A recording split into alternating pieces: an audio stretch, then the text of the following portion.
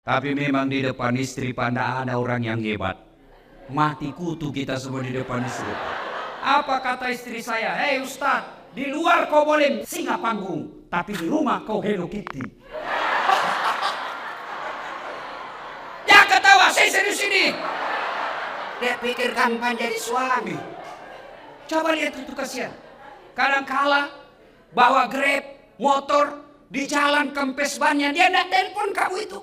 Kenapa? Cukup saya menderita, tidak perlu istri saya tahu. Itu di dunia, di akhirat lagi dicari tuh suaminya. Kalau ibunya basuh neraka, ada 4 laki-laki yang melindungi. Sebelum diperiksa amalnya istri, sebelum diperiksa amalnya ini istri, ada 4 laki-laki yang tanggung ibu-ibu nih. 1, bapakmu. 2, saudara laki-lakimu. 3, suamimu. 4, anak laki-lakimu. Kami laki-laki tidak ada yang tanggung. Kayaknya jangan suka ngomel.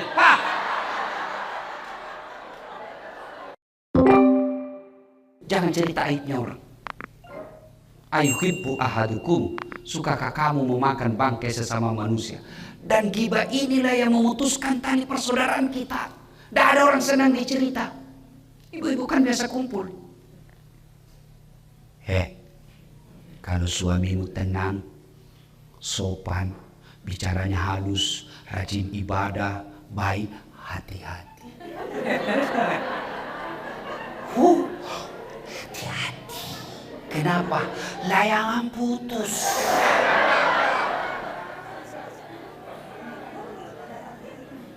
Berhenti. Begitu ibu mulai ada oh iya, itu kepala dinas itu begitu.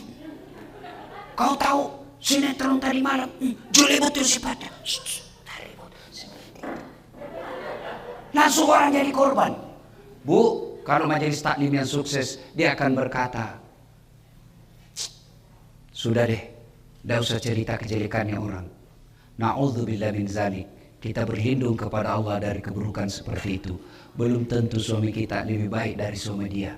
Hanya Allah saja masih tutup aib dan keburukan aib suami kita. Itu baru majelis taklim yang baik. Ini tidak, biar bukan urusannya mau dicampuri.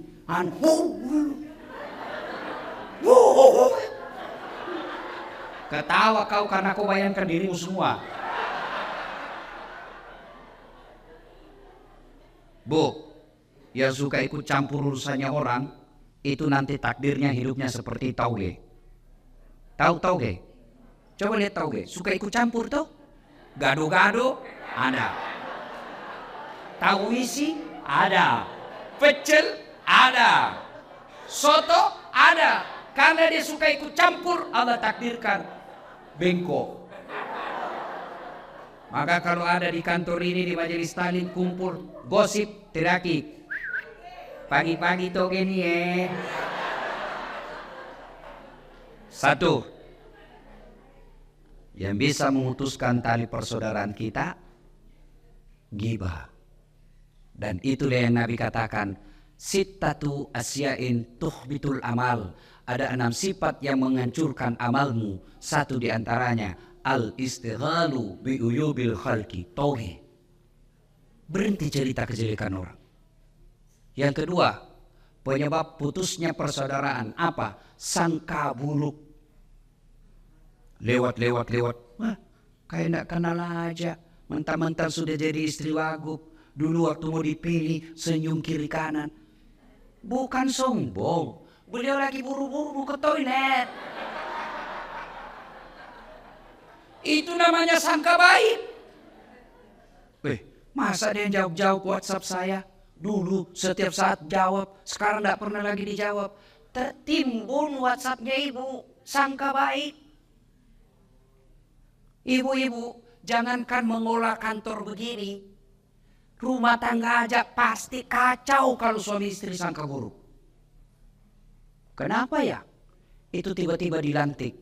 Padahal dia baru 4 tahun jadi pegawai. Saya sudah 18 tahun tidak diangkat-angkat. Betul Bapak 18 tahun tapi otaknya Pentium 1. Lambat loading. Prosesornya sudah tua. Bikin surat, siapa wali? Sudah Pak, tinggal diteken. Belum sudah namanya itu dong. Ini betul 4 tahun tapi otaknya Pentium 4. Cepat loading. Satu kali penjelasan, siapa? Belum ditanya, sudah selesai. Itu, sangka baik. Ibu-ibu, sangka baik sama suami. Jangan selalu kau periksa HP-nya. Kau kirain nak cari nafkah? Jangan. Ada juga perempuan kayak suaminya kayak tahanan politik. Baru pulang, mana HP-mu?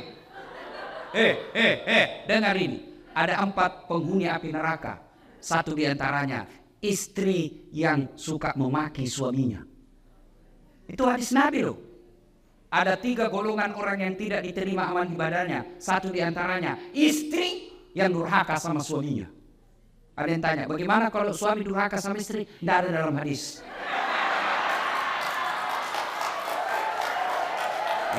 Coba lihat, kelakuannya ini ibu-ibu.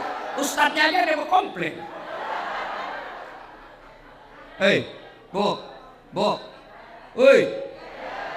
kira apa jadi suami bu? Coba lihat suami kita di kantor dimaki-maki sama wali kotanya. Siap. Di warung kopi dikejar tagihan. Sampai lagi di rumah dimaki-maki lagi sama istrinya. Goblok, kenapa kau tidak lawan? Apa mau dilawan dan dia wali kota? Jangan ketawa, saya serius ini. Dia pikir enak jadi suami. Bu. Bu. Itu suami bu. Ibu ditanggung dunia sampai akhirat. Ibu pikir suami tidak malu kalau ibu pulang lebaran tidak punya baju baru, tidak pakai cincin. Malu kami sebagai suami. Malu harga diri kami sebagai suami. Istri tahun lalu itu juga baju lebarannya. Pulang kampung masih ini, malu kita sebagai suami bu. Ibu pernah tidak malu kalau suamimu tidak pakai baju baru? Tidak pernah.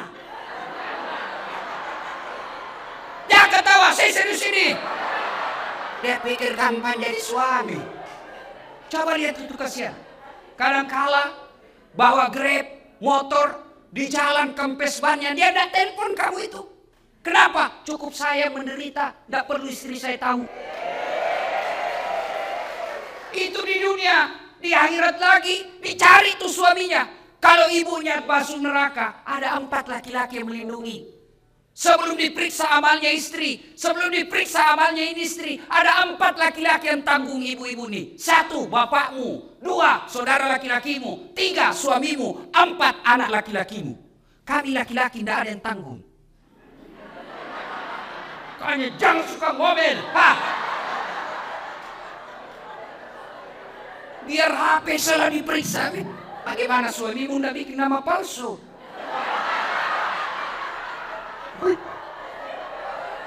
Kalau saya begitu bu.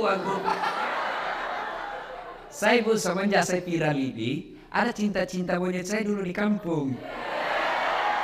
Baru setelah saya viral, kan dulu di kampung bukan siapa-siapa saya bu. Tiba-tiba viral, dia telepon saya sekarang. Saya mau blokir, dah enak nanti dibilang saya sombong satu kampung. Saya mau terima, perasaannya istriku mamanya cek bagaimana kasihan. Akhirnya ku ganti namanya, penjual batu bata.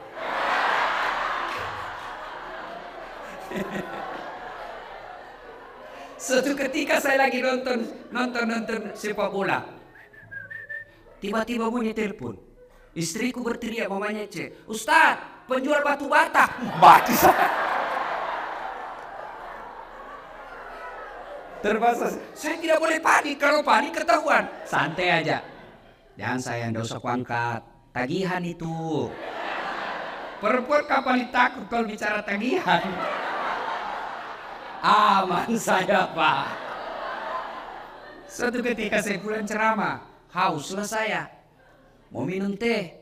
Sayangku minum teh. Saya lagi ajar anak ngaji. Si Ece lagi ajar ngaji. Oke, saya bikin lah. Mana gula? Dia bilang ada di situ di toples ada semua namanya ditulis. Saya ambillah tulis toples gula. Saya ambil. Begitu saya minum, kenapa asin? Saya pergi lihat, isinya garam. Saya pergi komplain sama istriku, ini kok tulis gula baru isinya garam. Dia bilang HP-mu juga lain kau tulis lagi sini.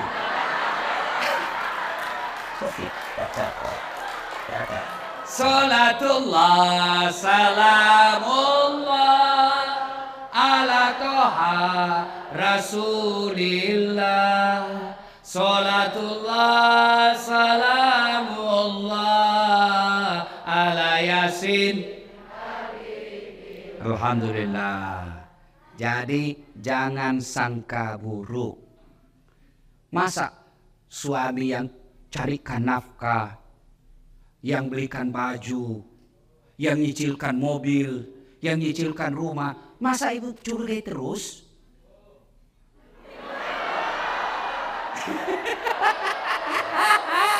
I love you full. Tenang Pak, saya bela kau hari ini. Karena kau takut sama suami istrimu ini. Ini. Tapi memang di depan istri pada ada orang yang hebat. Mati kutu kita semua di depan istri. Apa kata istri saya? Hei Ustadz, di luar kau boleh singa panggung, tapi di rumah kau Hello Kitty.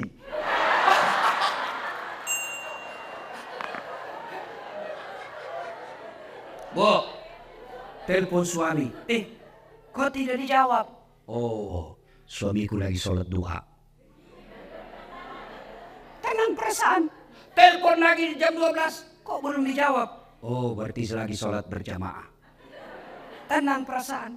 Telepon jam 2. Belum dijawab. Oh, berarti suamiku lagi meeting sama wali kota. Telepon lagi, tidak dijawab. Oh, mungkin HP-nya dilupa di mobil. Tiba-tiba masuk WhatsApp. Saya lihat suamimu bonceng cewek cantik betul. Oh, berarti suamiku lagi nge-grab. Tenang perasaan. Iya tuh Bu. Bu. Hei. Apa enaknya sangka buruk sama suami? Sebutkan. Apa? Capek. Apa enaknya sangka buruk? Stres. Kalau kau sangka buruk, apa yang kau dapat? Sengsara kan? Coba kalau sangka baik. Kenapa? Dosanya dia, ibu tidak tanggung. Dia selingkuh, tidak ada urusan. Saya tidak tahan Ustaz. Bukan dengan mempermalukannya di medsos. Tak kusangka kau begitu.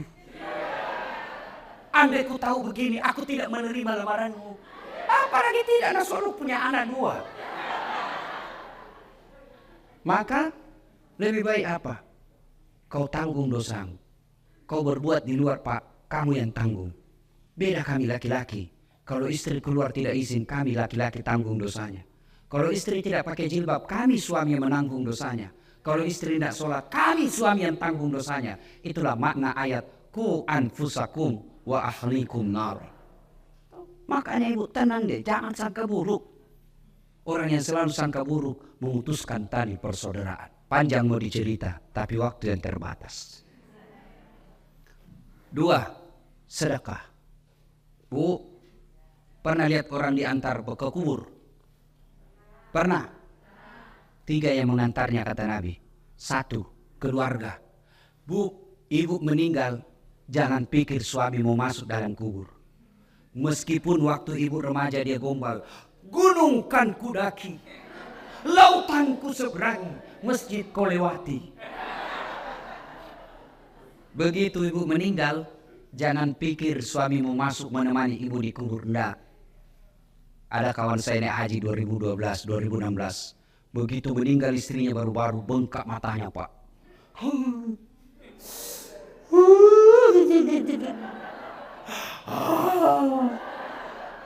Saya bilang hebat betul ini Bapak. Biasanya kalau laki-laki meninggal istrinya sih menangis, tapi tidak sampai ngau-ngau.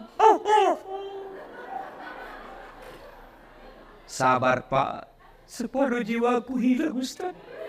Rasanya tidak bisa kulanjutkan hidupku. Sabar Pak, innalillahi. Belum setengah tahun Bu. Saya pergi jogging, tahu kan lapangan Karebosi di Makassar. Saya lagi jogging, ketemu saya sama itu teman saya. Di sampingnya ada perempuan, putih, muda, panjang rambutnya.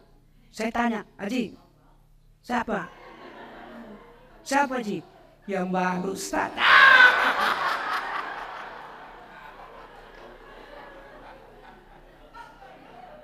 Yang kedua mengantar ibu ketika meninggal. Apa ibu? Harta. Harta pun kembali, seluruh mobil keluar, motor keluar. Begitu masuk ibu, jangan pikir ada harta masuk dalam kecuali kain kafan. Parfum, hilang Hugo Boss. Hilang semua kita punya BlackBerry apakah parfum yang mewah itu. BlackBerry bu? Apa? Pokoknya itulah yang saya maksud. Saya bukan anak gaul ibu. Saya parfum saya bu Rexona. Selesai. Ibu-ibu sekarang ini dibodoh-bodohi sama mode. Sabunnya aja 3 macam. Lain labu bajunya, sabun wajah, lain labu ketek, lain labu ini. Kasih setengah mati suami cari uang. Saya sabun colek. Selesai.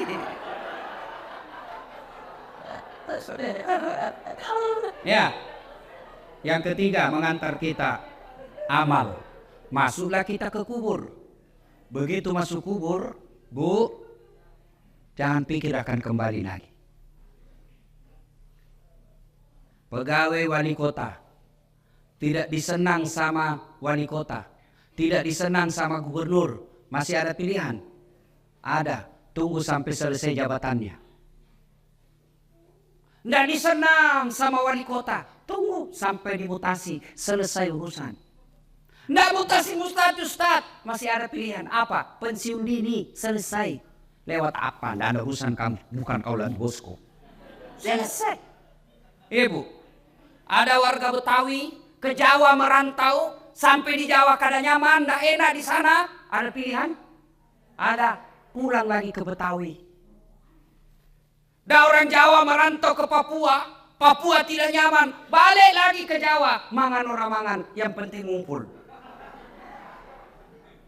Senwar. Wes. Saiki monggo. Selesai.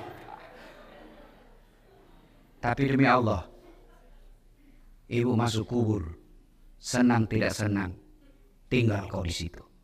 Tidak boleh kau keluar.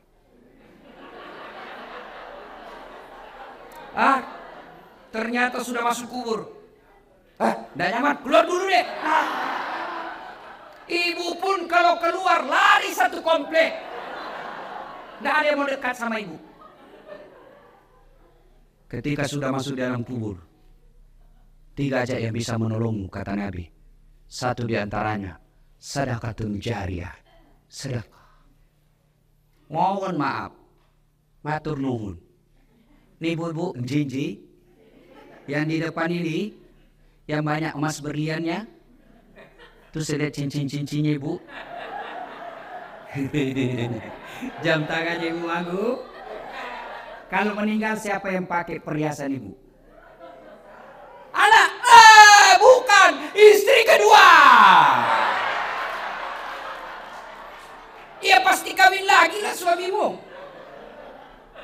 Didengarlah ceramah saya, istriku, mamanya cek di rumah.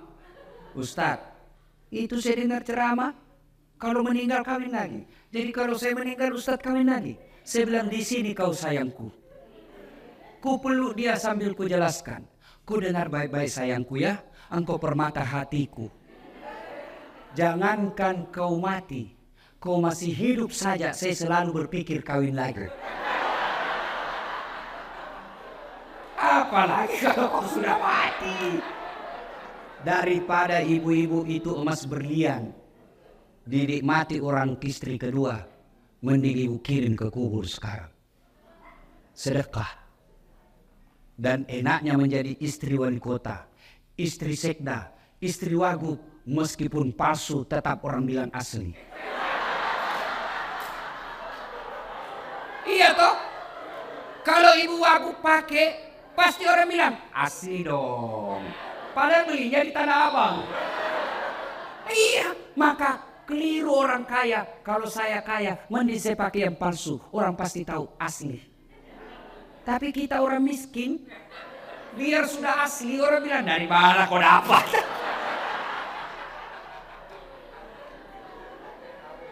Ibu,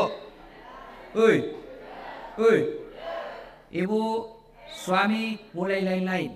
Mulai ibu curiga. Kenapa ya ini suami saya selama ini tidak pernah pakai parfum. Setiap mau keluar sekarang cari parfum. Kalau tidak ada parfum dia cari pengaruh ruangan. Itu 50% ibu wajib curigai. Kenapa ya setiap terima SMS selalu masuk toilet? 70% itu ada masalah. Daripada ibu curhat di medsos, cerita ke tetangga, cerita ke majelis taklim, cerita ke ibu PKK, mereka demi Allah tidak mampu menyelesaikan masalah. Lebih ibu curhat kepada Allah. Doa namanya dalam salat hajat. Ibu menangis di hadapan Allah. Tapi saya tidak tahu baca doanya, Ustaz. Doa bukan membaca. Doa bukan menghafal. Doa itu curhat. Bahasa Arab bukan. Bahasa Belanda boleh. Bahasa Betawi silahkan. Bahasa Inggris kalau kau tahu. Bahkan boleh pakai bahasa isyarat.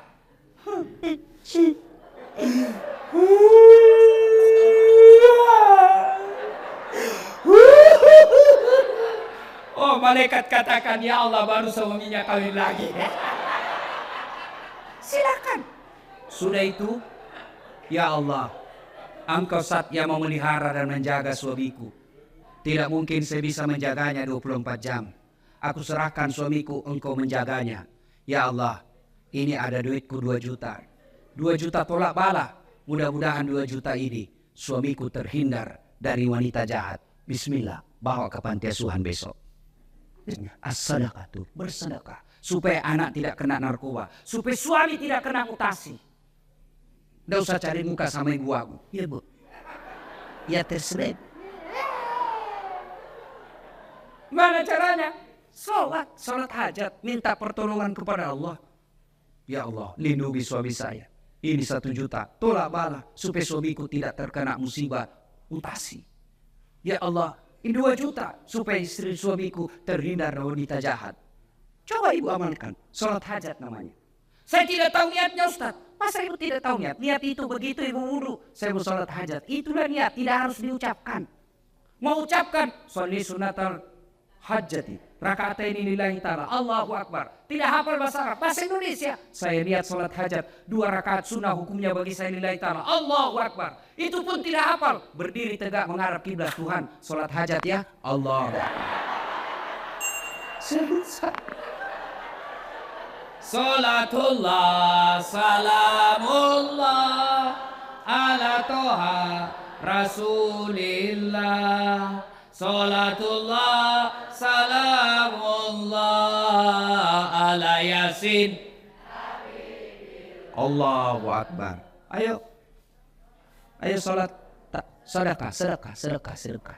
Jangan terlalu pelit. Bapak-bapak nih yang ada di depan saya, supaya bapak tidak kena musibah mutasi, sedekah. Percaya ibu, tidak ada orang bangkrut gara-gara rajin sedekah. Tidak ada orang yang senang orang pelit. Ibu saya tanya, senang wali kota yang pelit atau dermawan? Senang ibu wagub yang pelit atau dermawan? Senang tetangga yang pelit atau dermawan? Senang yang mantu dermawan atau pelit? Tidak ada orang suka orang pelit. Bahkan orang pelit sekalipun tidak senang sama orang pelit. Jangan kau ke rumahnya, pelit dia, padahal dia juga pelit. Begitu jeleknya itu sifat pelit. Tolong carikan saya di Jakarta Selatan ini yang bangkrut dan sengsara gara-gara rajin sedekah. Tak ada. Ada 10 golongan sahabat Nabi yang dijamin pasti masuk surga. Nabi keluar dari bibir beliau, 10 sahabatku yang pasti dijamin masuk surga. Dari 10 itu, 7 diantaranya adalah mereka pengusaha yang dermawan. Sedekah. Ustadz, kita mau sedekah tapi kan kita miskin. Sedekah tidak harus banyak. Sedekahnya seorang ibu cleaning service, 5 bungkus nasi bungkus, jauh lebih mulia daripada 100 bungkus kepala dinas. Kenapa? Kalau 5 bungkus dari cleaning service murni duitnya 100% dia sedekahkan. Tapi kepala dinas duitnya pendor. Ayo sedekah. Ibu bapak yang saya muliakan, pada akhirnya Tujuan puasa membentuk ukhuwah dan melahirkan insan-insan yang dermawan. Mudah-mudahan kita hadir di tempat ini. Kalau ada yang selalu terlanjur memutuskan silaturahmi gara-gara pilpres, baikkanlah. Karena Pak Prabowo dan Pak Jokowi sekarang sudah satu paket. Berhentilah bermusuhan cebong kampret. Tidak ada gunanya untuk kalian. Yang kedua, kalau ada rezeki Allah berikan, sedekahkanlah supaya Allah tambah 700 kali lipat. Demikian, mudah-mudahan ada manfaat. Lebih dan kurangnya mohon dimaafkan. Ibu Wagub tadi berpantun, saya pun mau berpantun. Burung cendrawasih di atas batu,